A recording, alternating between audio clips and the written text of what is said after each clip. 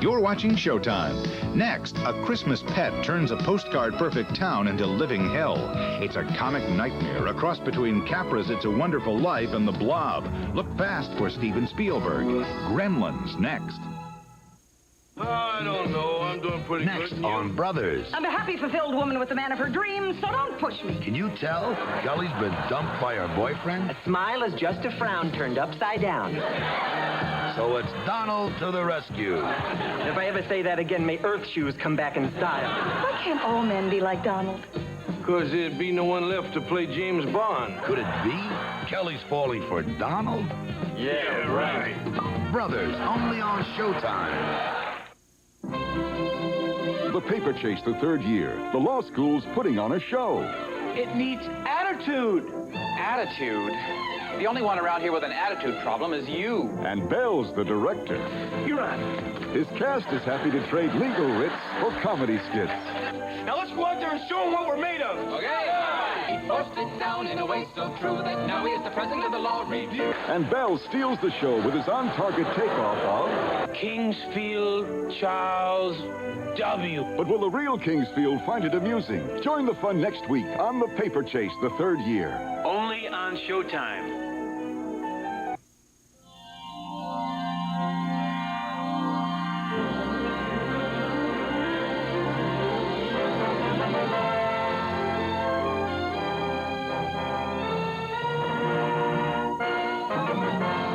In July 1912, the studio which would become Paramount Pictures released its first film, Queen Elizabeth, starring the legendary Sarah Bernhardt.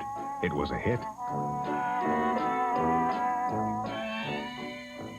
Over the past 8 decades, Paramount has produced over 3,000 pictures, earned nearly 1,000 Academy Award nominations, and won almost 200 of them.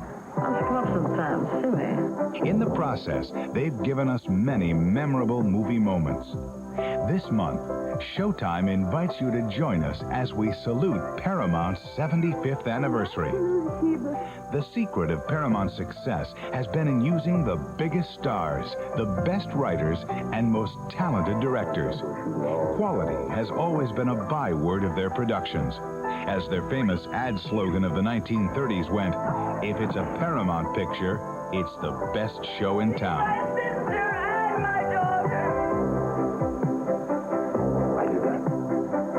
Give her the goddamn camera!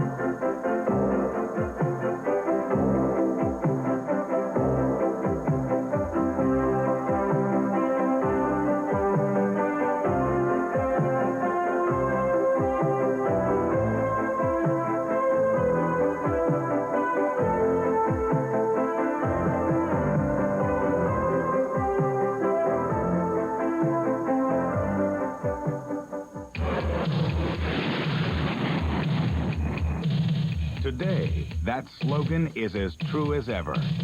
5 of the top 10 most popular films in 1986 were from Paramount. Recognizing this tradition of quality, we signed a deal with them for the exclusive pay cable showing of their films on Showtime.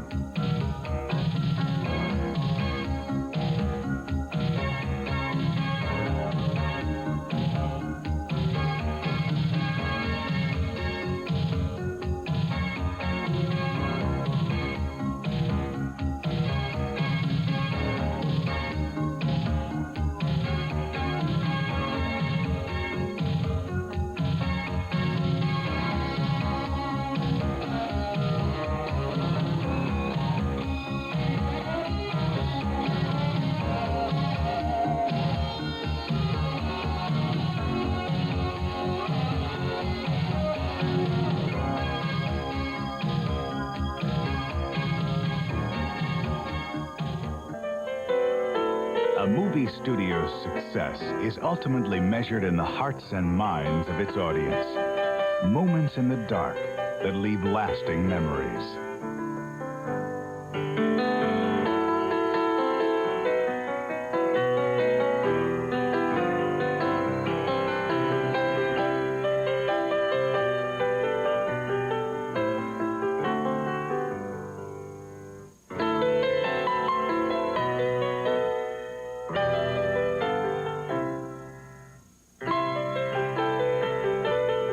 Here's to 75 wonderful years. Happy birthday, Paramount. We're sure the best is yet to come.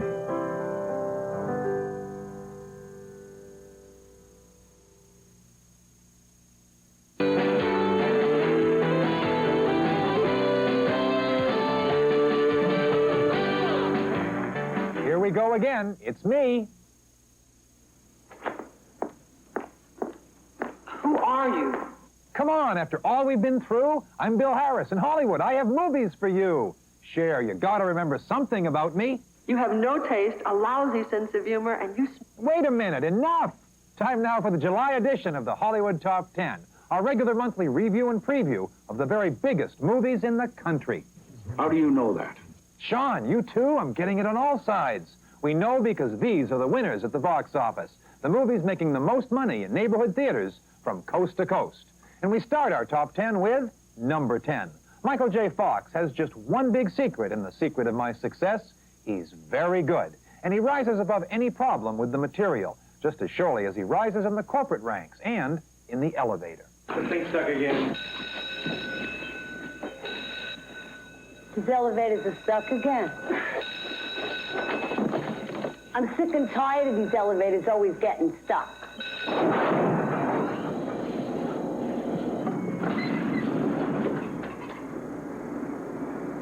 Hi, Gene. You take those to the cleaners? Co-star Carol Ann Susie right there is a new comedy find. But it's Michael's movie, as he proves a good man can get ahead by using his head. And he provides some real laughs for the audience along the way. Director Herbert Ross tips his hat to the romantic comedies of the past. We tip our hat right back. PG-13 rated from Universal, the secret of my success is number 10. Number 9, Ernest Goes to Camp, and might as well have the star introduce himself. Ernest P. Worrell, camp counselor, an extraordinary thing to witness.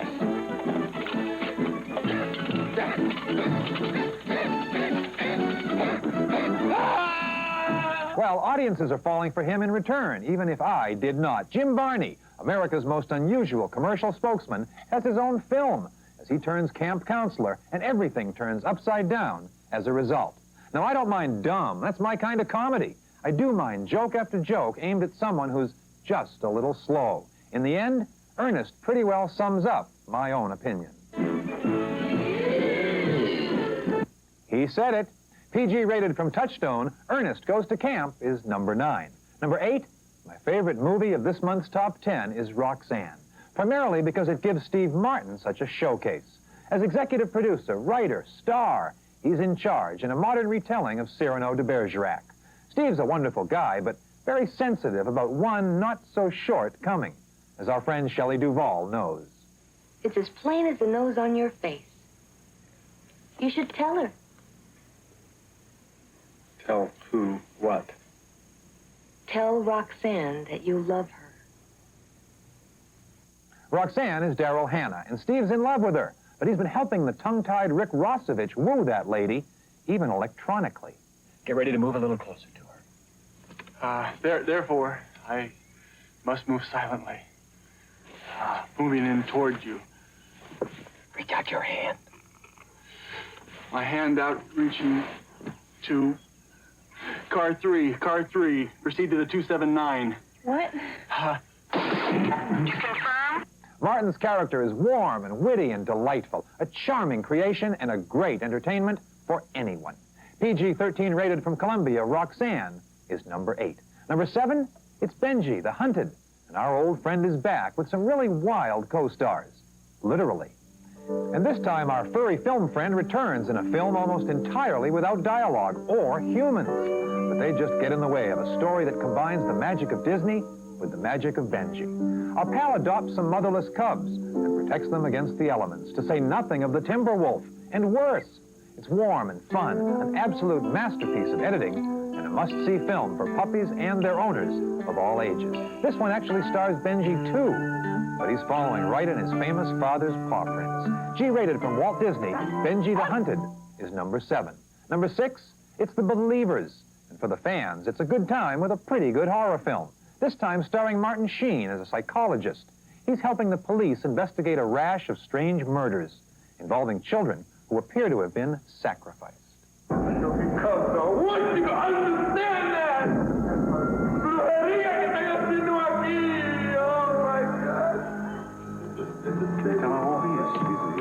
About 9 years old. He's only a kid. There's so much blood. Look at those ashes. They're completely around where the body was. Great God Almighty. Nice and easy, right? Just get me calm down. Robert Loggia will become a victim, too, but the chill centers around the life or death struggle for Sheen's own son, and around a plot very reminiscent of Rosemary's Baby. Now, it's slow to get started, but for all its problems, it delivers, and in style. R-rated from Orion, The Believers is number 6. And going into the top 5 films, it's number 5, Harry and the Hendersons, a fantasy about the legendary Bigfoot on the one hand, but a pale imitation of E.T. on the other. John Lithgow and his family are coming home from vacation in the great outdoors when he runs into something interesting. Want your sunglasses, George? No, I'm fine, dear.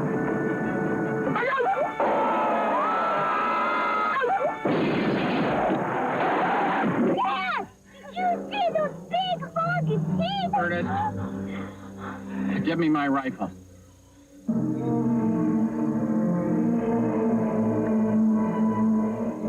Oscar-winning Rick Baker's costume creation is lovable, and our friend Don Amici is a cantankerous old coot who does come around.